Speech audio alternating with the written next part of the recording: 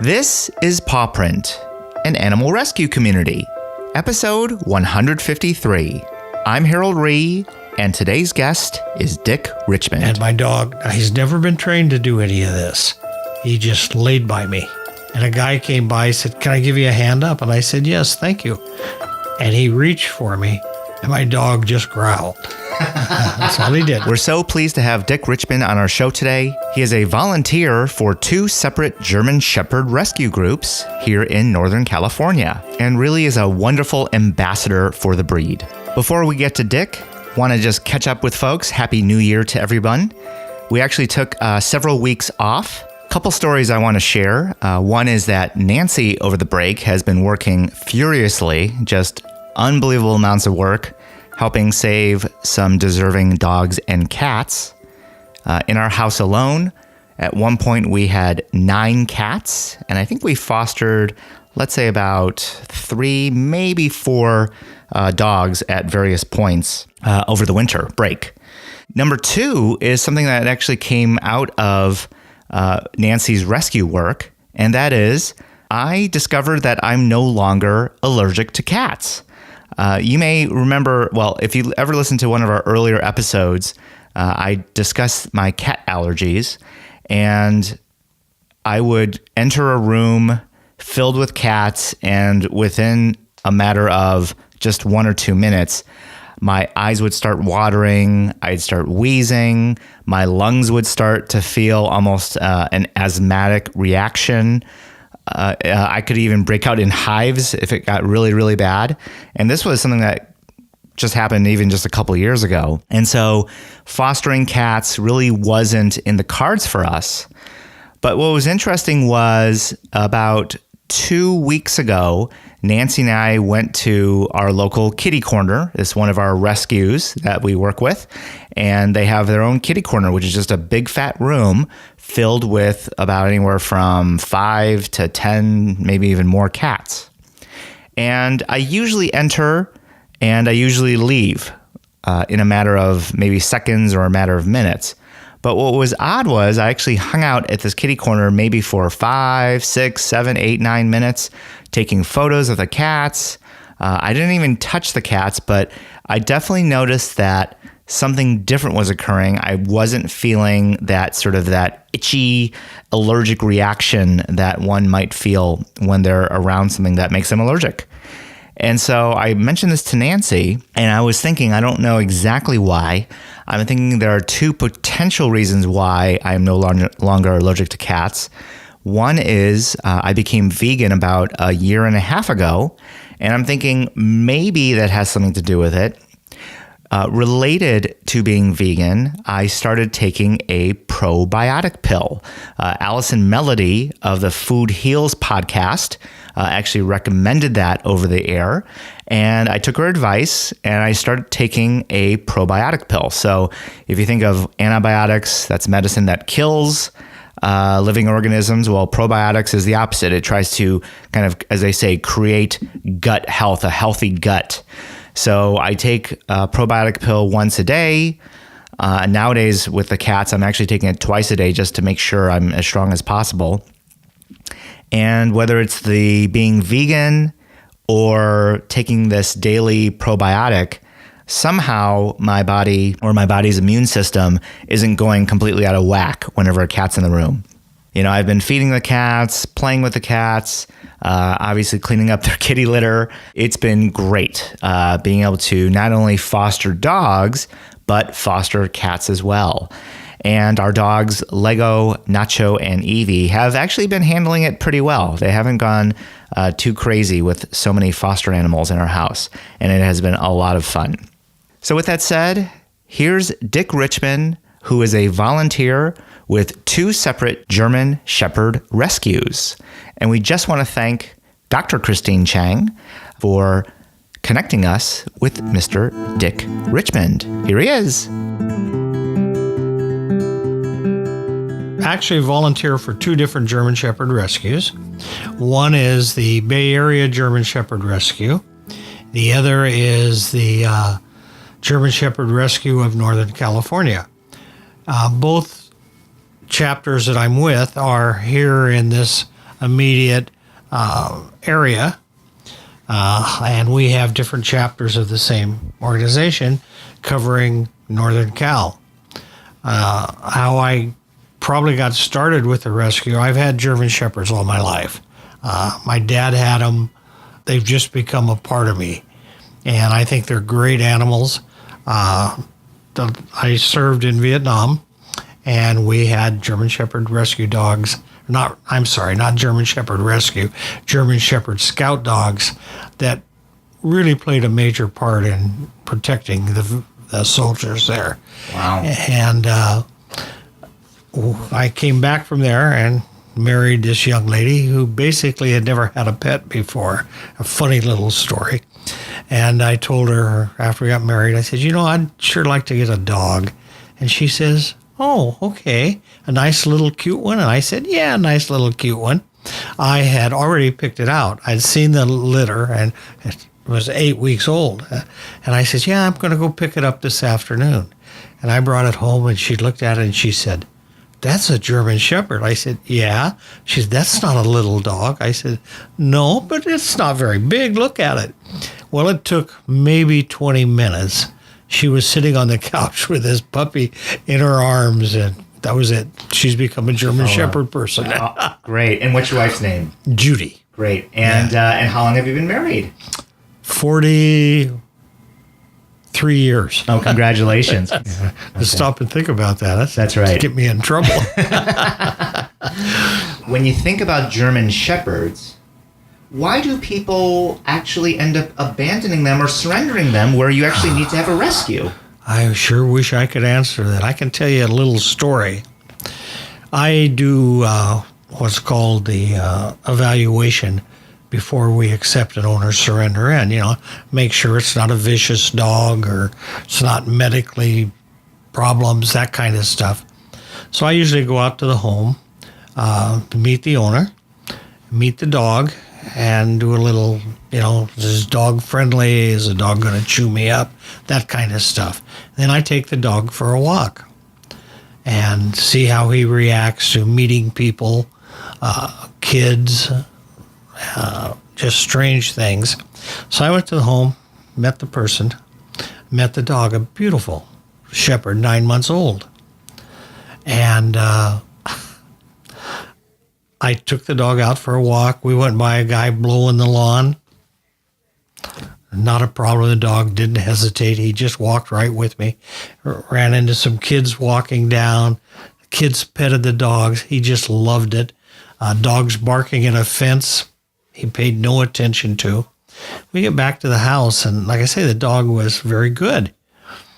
And I asked her, I said, do you mind if I ask you why you'd like to get rid of him? He's a very nice looking dog. She basically said, well, look at him. I said, yeah, he's a nice dog. She said, no, really look at him. And I said, I don't see anything. She said, well, look how big he is. I said, he's only 9 months. He's got another 9 months at least of growing. She says, well, when I got him, he was little. I said, when you got him, you said you got him as a puppy, 8 weeks old. I said, they grow. I said, you never looked, at, say, Ren 1010 or a canine dog that the police have? I said, he's going to get big. And she said, I just can't handle a big dog. So we brought him back, and we found him. He moved in with a family that just loved him. They send us some videos of him every once in a while. Yeah, some updates. But it's some weird reasons why people, and sometimes it's legitimate. They're being forced out of their home into an apartment, and they can't have a dog. They're become disabled where they can't take care of the dog. There's various, let's say, legitimate reasons, but it's still difficult sometimes. And then sometimes you just run into people that should have never had a dog, they're just, they don't understand. Like I tell people, this is one of the most rewarding things I've ever done. And in some ways, it's most heartbreaking. And probably the hardest part of the job doing this is keeping your mouth shut sometimes. Sure. But like we had, and I wasn't directly involved in this, but as a club, we were. We got a call from the SPCA, and I guess a neighbor had turned in a guy that they felt had mistreated the dog. They went out, and it was a nice dog. Didn't necessarily look like a German Shepherd because he had shaved all his hair off of it. And the dog had had some, a little disease. I'll think of it in a minute. It's okay. But, and thought the way to cure it was to shave off all the hair and then cover it with motor oil. Oh, no. Yeah. And of course, the motor oil caused all kinds of blisters and infection in the dog. Right. Well, we took it to the vet, and the vet just kind of shook his head and said, "Oh, I can't believe it." He said, "That is an old wives' tale. It doesn't cure anything." And so one of our members took the dog in, and the vet had him on heavy antibiotics for a long time and got everything cured. His hair came back. Beautiful little dog. And the one thing that amazes me every time about the rescue dogs that are what I call true rescues like this, they just show so much love back. It's almost like they know, wow, I got taken out of a bad area by this wonderful person. They really know that they've been rescued and hopefully brought to a much better place. Oh, yeah. We had another case where they have drop boxes at various SPCAs that people just drop a dog in. That's right. And we have some people that check the SPCAs all the time to see if there are German Shepherds in there. And they found this dog. Somebody had put the dog on a Sunday afternoon or something in this box. And when they got to the next morning, they believe it was, they got to the box and looked at it and found this dog in there that was, one of his legs was just all mangled up like he'd been hit. Oh, no. What the vet said, he'd been probably hit by a car, and they didn't really fix it. They didn't fix it. No, they just put him in this drop box. And he had to amputate the leg. And he said, if we'd have had this dog just hours earlier, we could have probably saved the leg. Well, again, one of our members fostered it and basically fell in love with it. I mean, it is just the most wonderful dog. Mm-hmm. And we use it as one of our ambassador dogs. Right. And it's just a wonderful dog. And you wonder how, even if the person that dumped it in the box wasn't the person that hit it, why couldn't they find a place? There's emergency vets open 24 hours a day. Mm-hmm. And this dog comes to our adoption days and is loved by all the people, and people recognize him. Simon just goes crazy. No, I shouldn't say goes crazy, mm-hmm. but Simon really likes him. Mm-hmm, mm-hmm. And he gives as much as he gets, so. That's great. Yeah, those are just a couple of the stories. I mean, you just wonder sometimes how people can do what they do. Right. And then you meet people that just are just totally the opposite, that maybe have to give up their dog, but they're fighting it, but they can't, for whatever reasons, keep it. So you have both kind. Okay. All right. Between the two organizations, how many dogs do you think the organizations have saved, let's say, on an annual basis or whatever time period you can think of? We do now, and it's been increasing every year. Just the one organization, the Bay Area, a little over 200. A year? A year. Wow. We've done over 100 so far this year. So about half the year in. Okay. And this is more than we did last year at this time. So, and the other one does probably more because they also do what they call senior dogs that are, people give up because they're too old and they've got medical issues or something. So, and they probably do a lot more than that. I don't know exactly what their numbers are. Sounds like you said the numbers have actually probably gone up, if anything. Every year. Why do you think that is? I don't know. It surprises me how many German Shepherds you'll find in the various humane societies. And the other dogs you see in there are pit bulls. And a lot of pit bulls, a lot of Chihuahua mixes. Yep. And I don't know. I can't comprehend why people will get a dog and a month later, 2 months, whatever, say, "Oh, I don't want this. Get rid of it." And ARF does a tremendous job. And of course, we specialize in German Shepherds, and it's just amazing. And sometimes it's very hard to understand. It's tough to generalize, but over one breed. But any specific things about German Shepherds that you really love? Oh, their loyalty.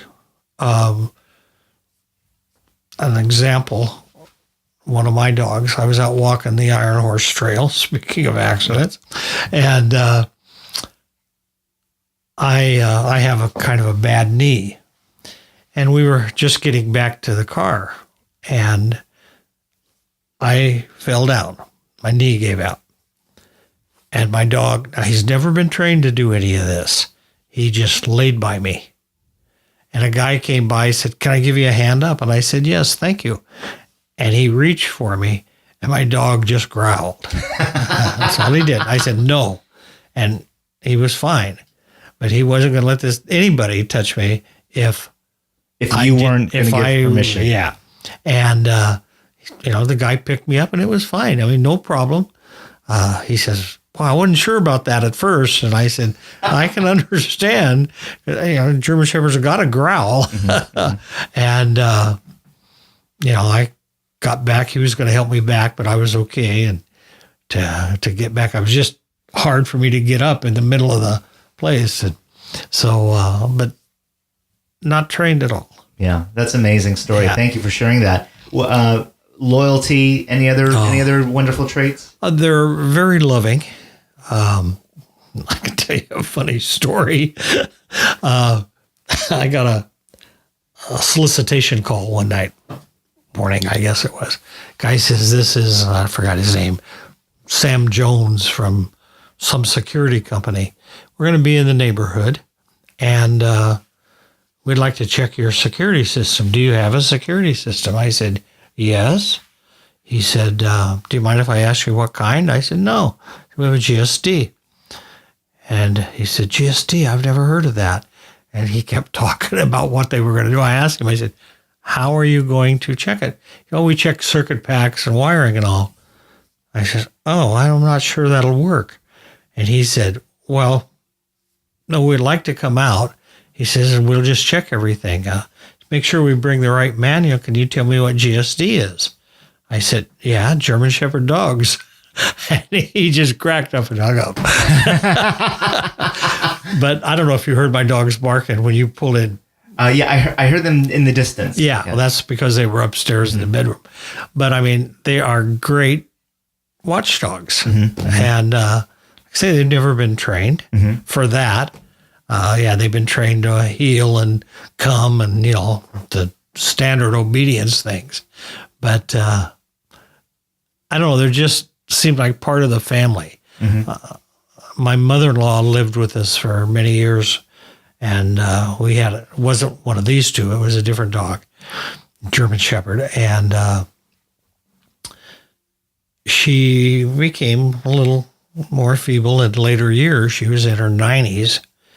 And this dog, my mother-in-law would be sitting on the couch, and this dog would come and lay with her head on her feet and be there all day, And we've had to call 911 a couple times for various things with her.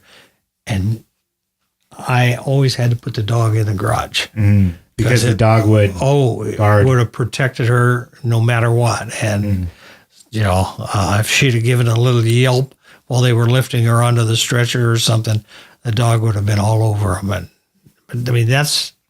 and yet she was a very friendly dog. I mean, as long as you were showing no threat to my mother-in-law, she was just, she'd lick you to death, maybe. Yeah. Well, really touching story. Any guidelines that either one of your rescue organizations gives when it comes to, hey, you should probably bring it to a puppy training or some type of obedience training? Training is of the utmost importance. One thing I say about a German Shepherd, you're either going to be the leader or you're going to be the follower. And training, they learn so easy. It's just amazing. I mean, I mentioned earlier this 9-month-old that I went out to evaluate, and the woman thought she was too big. When I first went there, he jumped up on me, and I just held his paws and wouldn't let him down for a minute. I mean, it wasn't hurting him in any way. He didn't jump on me the rest of the time. I mean, he learned that quick. Yeah, just like that. And if you don't train them, they will get out of control. And it's not the dog's fault. I was walking my female Iron Horse Trail one time, and a father and a little girl, 10, 12 maybe at the most, came walking by, and she said, "Oh, Daddy, I want to pet the dog." And he looked at me and looked at the dog and said, "You can't pet him. That's a German Shepherd." And girl kept it up. She wanted to pet, and finally, the father asked me, he said, "Do you think it's okay?" Very hesitantly. And I said, "Yes." I said, "The dog likes children." And he still kind of hesitated. Finally, he said, "Okay, but you be careful." And the little girl come up to reach for my dog, and she just rolled over on her back with her belly up. That's right. So that she could pet her belly. Right. And by the minutes later, this little girl was laying on top of the dog. And the dog gave her a big lick in the face. And I mean, and the guy looked at me and said, "Are you sure that's a German Shepherd?" And I said, "I'm absolutely sure." I said, "I can say that unequivocally because we had a DNA test done, and she's 100% Shepherd." Amazing. Okay. Yeah. And he just couldn't believe it. Yeah. But as he was leaving, I said, you should be aware, that not all dogs like kids like this. Right. I said, don't go running up to a dog. But I said, if they've been properly trained and socialized, and that's up to the owner. Yeah. Common sense, always supervise children, even around friendly dogs, always supervise children. But with that said, yeah, absolutely. Can be great dogs. Funny story again, Halloween night. And, kids come to the door. I had a different dog a few years back, and I had him on a sit-stay in the living room. And I opened the door, and there was a mother with a little girl dressed as an angel with a wide wings on back and a halo. And so I gave her some candy and talked to her mother a minute. All of a sudden, this little girl runs into the front room, grabs my dog around the neck, holds, and my heart stopped. I mean, I don't care how well trained a dog is. Something strange like that, a kid with wings and a halo, and this little girl started to laugh. And she says, "Mommy, he kissed me." And he did. He just wiped her face out with a big lick. But again, yes, my dog was well trained, but I was concerned at that run. I mean, that's a lot for a dog to ask for a dog. Okay. But so again, it's the owners have got to train, and there's a lot of availability around. We have a couple, I'll call them professional dog trainers in our club that will, work with. There's other clubs, all breed clubs that'll do training. And yes, I've done training, but with both of my dogs, I took them to puppy classes.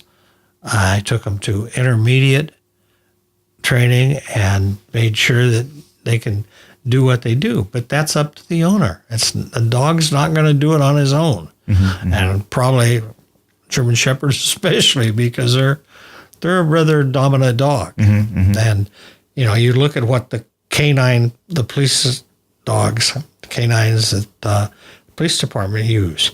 They're very friendly, but they also have a job to do, and they do it very well. And now, speaking of that, I mean, police departments often will pay a premium to actual German Shepherd breeders. Have you had any stories of German Shepherds in your rescue group end up joining police forces? Not that I can think of, actually. Yeah. I'm just asking. One of the things we will do is we do some fundraising and in an attempt to make sure that all canines have vests, bulletproof vests. Okay. And we feel that's very important. I don't think out of our particular chapter we have any active canines working, but I could be wrong. Okay, yeah. There are, what I'm noticing is that there's a couple of organizations that are trying to emphasize, their whole proposition is, hey, police department, we can save you thousands of dollars. You're spending a lot of money on a bred, an actual professionally bred German Shepherd. Why not look at a rescue? And sometimes they're not even German Shepherds. Now they're even starting to find other breeds. Malinois. Absolutely, And a Malinois and a German Shepherd are often confused because they look sort of similar if you don't know. But it's quite often they will go out of the country because the dogs are bred in particular to be a working dog like that. Sure. So, and they do testing. I know the first pair, I'll call them, of dogs we had were both bred from Germany. And we sold most of them, but one of them we wanted to give to guide dogs for the blind.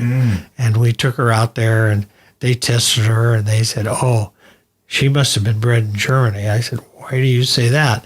Because she is really headstrong and she probably won't work as a guide dog. And it's just too strong a dog. But that's the way they breed them there. They breed them for very particular reasons. And so we took her back and sold her to a professor at Stanford. And a funny story, I went out, maybe a month after she was sold, and just to see how she was doing, if anything I could help them with. And we go there and we go in the house, and immediately she runs and jumps on the couch. And I said, do you let her on the couch? He says, she just does it. I can't stop it. And I just snapped my fingers and pointed down, and she jumped off. Right. And he said, how did you do that? I said, well, we didn't let her jump on the couch. And by the time he'd gotten her, she was probably, 9 months old or something, maybe a little older. And he just couldn't believe it. I said, remember when you got her, I told you that you're either going to be the leader or the follower. And in this situation, you're the follower. If you don't know who the leader is, it's not you, right? Yeah. So, but I mean, and that's just a very simple case of you have to train the dog and you have to be the leader. Right. Okay. And like it's funny, I tell people one big problem with German Shepherds. Once you have one, you're not going to want any other breed. And they do get to you. And I think that's a positive. Right. Okay. Any health issues that tend to affect German Shepherds? Well, as a big dog, they don't live as long as other dogs. But also, a lot of American-bred Shepherds, Germans breed them much different. They have a hip problem or some structural issues. And for a while, there was a lot of cancer going around, not just in shepherds, but in dogs in general. But probably if we had to say one thing with shepherds, it would probably be the hip dysplasia. And again, now they can do, they've got different medicine and you know a little more about it, so you can watch for it. Okay. All right. You want to talk a little bit about your own dogs yourself? Any particular dogs? It could be the dogs you have right now or previous dogs that are really special to you. I guess, and this is going back many years, my dad had a dog. Always had German Shepherds. And as I look back on it now, they were trained to come when called, the very basic things, but that was it. But one thing I'll never forget, and this was probably more years back than I'd like to think. We lived kind of out in the country, and Dad had a dog.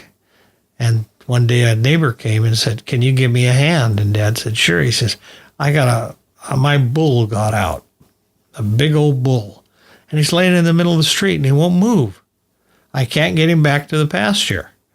He said, can your dog help? And I remember like I was there today.